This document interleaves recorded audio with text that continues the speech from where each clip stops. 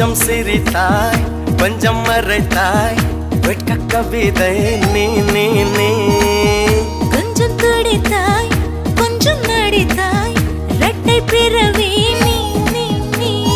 அம்மா அம்மம்மா என் தாயோட்டும் பேசாத மௌனத்தை நீயே சொன்னாய் அப்பா அப்பப்பா நான் யாரோடும் பேசாத முத்தத்தை நீயே தந்தாய் 5 வயது பிள்ளை போலே அச்சச்சோ பிச்சத்தாலே கொஞ்சி கொஞ்சி என்னை கொண்டால் பருவாயில்லை